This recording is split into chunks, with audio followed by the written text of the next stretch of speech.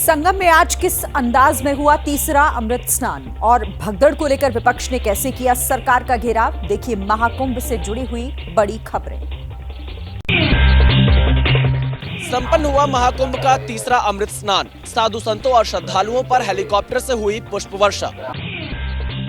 मौका बसंत पंचमी का था। संगम तट पर श्रद्धालुओं का सैलाब उमड़ा था और आसमान से उन पर गुलाब की पंखुड़ियां बरसाई जा रही थी। इस खास मौके पर देश विदेश से आए संत महात्मा, कल्पवासी और श्रद्धालु आस्था की डुबकी लगा रहे थे। पुष्प वर्षा की तस्वीरों को शेयर करते हुए सीएम योगी ने सोशल मीडिया पर लिखा, ये सनातन संस्कृति का वंदन है, भारत की एकता व आस्था का अभिनंदन है, श्रद्धा का अभिवादन है, महाकुंभ का आह्वान है। सरकारी आंकड़ों के मुताबिक महाकुंभ में अब तक 37 करोड़ से ज्यादा श्रद्धालु स्नान कर चुके हैं और महाकुंभ के समापन तक यह आंकड़ा 50 करोड़ पार कर सकता है। लखनऊ से तीसरे अमृत स्नान की मॉनिटरिंग कर रहे थे CM Yogi Adityanath. War room से लेते रहे पल पल का अपडेट। पिछले अमृत स्नान पर जो अनहोनी हुई वैसा भविष्य में न हो, इसको लेकर सीएम योगी अलर्ट थे। तड़के 3:30 बजे ही वो सरकारी आवास पर बने वॉर रूम पहुंच गए और पल पल की जानकारी लेते रहे। वहीं महाकुंभ में भी सुरक्षा व्यवस्था चौकस थी। इस बीच डीआईजी महाकुंभ वैभव कृष्ण का एक वीडियो भी आया जिसमें वो पूजा अर्चना करते दिखाई दिए और इसके बाद व्यवस्थाओं का जायजा लेने निकल पड़े। सीएम योगी ने सभी प्रमुख अधिकारियों को निर्देश दिया है कि वो खुद स्नान घाटों पर मौजूद रहें और व्यवस्था को संभालें। मोक्ष वाले बयान पर घिरे धीरेन्द्र शास्त्री रामभद्राचार्य ने कहा, उन्हें मोक्ष का ज्ञान नहीं। निश्चित रूप से ये जो घटना हुई वो निंदनीय हुई है और बहुत विचित्र हुई है।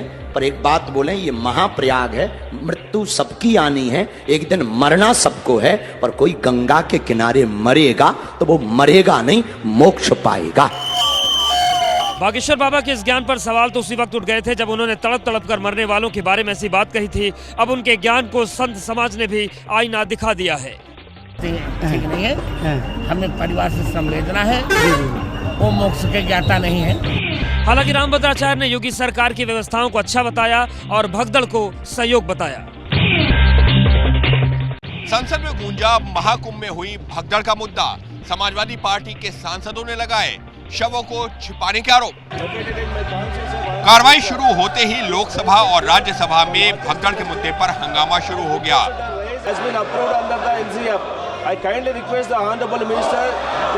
इस नारेबाजी पर स्पीकर नाराज भी हो गए। टेबल तोड़ने के लिए भेजा है क्या आपको कि चर्चा के लिए भेजा है यहाँ पर? हंगामे के बाद पहले राज्यसभा और फिर लोकसभा से विपक्ष के सांसदों ने वॉकआउट कर दिया और जब वापसी हुई तो सरकार पर गंभीर आरोप लगा दिए गए। बॉडीज जो पानी में डाल दी गई हैं, उससे पानी कंटामिनेट हुआ। यहाँ कुंभ खत्म होगा और लोग गंगा के किनारे जाएंगे और मिट्टी को करो देंगे तो लाशें निकलेंगी। विपक्ष लगातार आरोप लगा रहा है कि सरकार महाकुंभ में हुई भगदड़ के बाद मौतों के आंकड़े छुपा रही है और सच्चाई नहीं बता रही। महाकुंभ की भगदड़ में जान गंवाने वालों को राज्यसभा में खरगे ने दी श्रद्धांजलि। हजारों लोगों की मौत का किया जिक्र। मैं महाकुंभ में दिवंगत लोगों को श्रद्धांजलि देता हूं। हजारों की संख्या में वहां पर अपनी जान दी है कुंभ में। खरगे ने हजारों लोगों के मरने का जिक्र किया तो राज्यसभा में हंगामा शुरू हो गया। इस पर खरगे ने क्या कहा वो भी सुनिए। ये मेरा अंदाज है, अगर ये सच नहीं है तो आप बताइए। इस बयान पर सभापति जगदीप धनखड़ ने खरगे से बयान वापस लेने का आग्रह किया। हालांकि खरगे ने कहा कि अगर उनका बयान गलत निकलेगा तो वो माफी मांग लेंगे। महाकुंभ में हुई भगदड़ पर संसद में बोले भाजपा सांसद रविशंकर प्रसाद, साजिश की जताई आशंका। जांच चल रही है और उस जांच पे भी षड्यंत्र की बू आ रही है।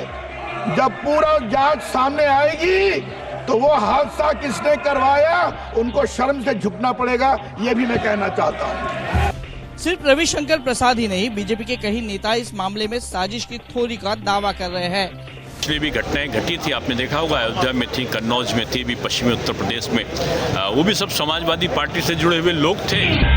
बीजेपी नेताओं के अलावा भी कई साधु संतों का मानना है कि इस भगदड़ के पीछे कोई सोची समझी साजिश है।